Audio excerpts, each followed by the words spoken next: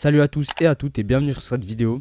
Hier ou avant-hier, en fonction de quand je sors cette vidéo, se déroulait les tirages au sort de la Ligue des Champions. On va donc passer en revue les tirages obtenus par nos clubs belges. On commencera par les clubs en Champions League puis celui de Genk en Europa League.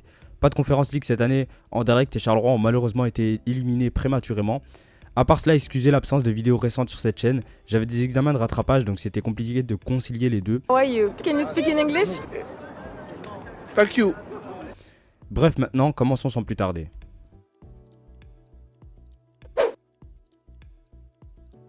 Le club de Bruges a hérité d'un tirage compliqué mais pas impossible à mon goût, avec le Barça, le Bayern, Arsenal, l'Atalanta, Marseille, le Sporting Lisbonne, Monaco et le Kairat Almaty. Une chose est sûre, ils n'ont pas été vernis pour les équipes du pot 1 avec 2 des 5 meilleures équipes du monde. Je ne pense pas que le club pourra obtenir 2 points en allant au Bayern. On a vu les Bavarois récemment en difficulté contre une équipe inférieure sur le papier en Coupe d'Allemagne, mais ils avaient beaucoup fait tourner et étaient à l'extérieur. Je ne pense pas qu'ils commettront l'erreur de sous-estimer les Brugeois. Le Barça de Hansi Flick, quant à lui, semble en excellente forme depuis le début de saison. Le coach allemand entame sa seconde saison avec le club et son équipe est affûtée. À voir dans quelle forme ils seront au moment du match. Mais personnellement, même si le match est à domicile, je pense que les hommes de Nicky Hayen auront du mal à s'imposer.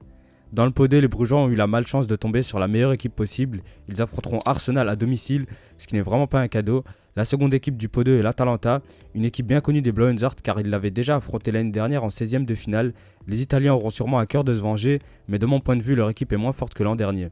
Ils ont changé de coach pour Ivan Juric et leurs résultats ne sont pas au beau fixe.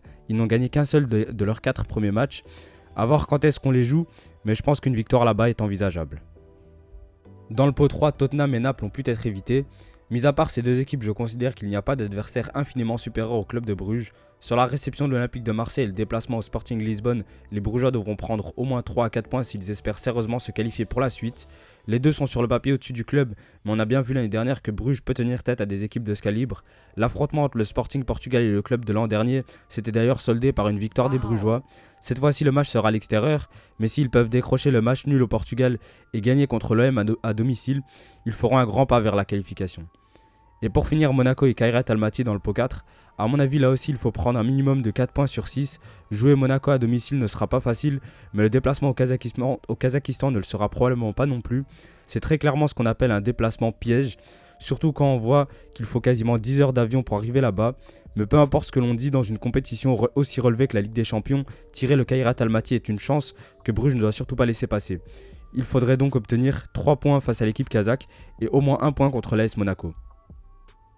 Bon, ce sera compliqué, mais pour moi le tirage de cette saison n'est pas forcément beaucoup plus difficile que celui de l'an dernier. Si le club est en capacité d'obtenir 1 point contre le Barça, le Bayern ou Arsenal, 3 points contre l'Atalanta, 3 points contre l'OM ou Monaco à domicile et 3 points contre le Kairat Almaty, les 10 points nécessaires à la qualification devraient pouvoir être obtenus. Concernant mes attentes envers les Blauenhart, je pense qu'on peut parler de saison réussie en Europe tant qu'ils se qualifient parmi les top 24.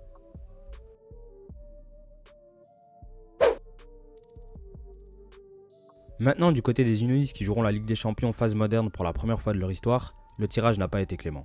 Ils ont tiré l'Inter, le Bayern, l'Atalanta, l'Atlético, l'OM, le PSV, Newcastle et Galatasaray. Le fait d'avoir tiré Newcastle et Galatasaray dans le pot 4 est vraiment un manque de chance pour l'USG, pareil pour l'Atlético Madrid dans le pot 2. Disons-le clairement, sur le papier, toutes les équipes que l'Union affrontera sont supérieures. On peut le voir notamment sur le graphique fait par Datascout, que l'Union fait partie des équipes avec le tirage le plus difficile. Les rencontres décisives sont pour moi la réception de l'Atalanta et de l'OM où il faudra absolument prendre des points.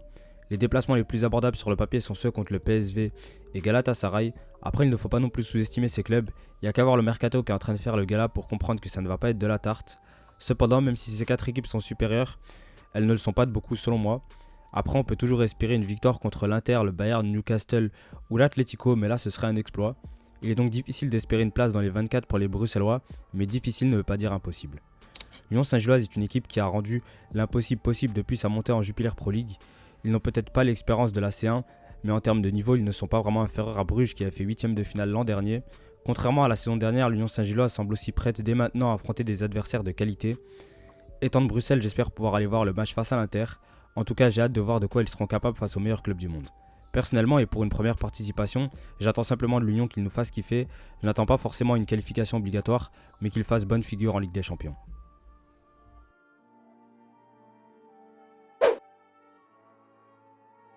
Le KRC Genk a pour moi obtenu un tirage à sa hauteur en Europa League avec à domicile le Betis Séville, Ferencváros, Bâle, Malmö et à l'extérieur les Rangers, Braga, Midtjylland ainsi qu'Utrecht.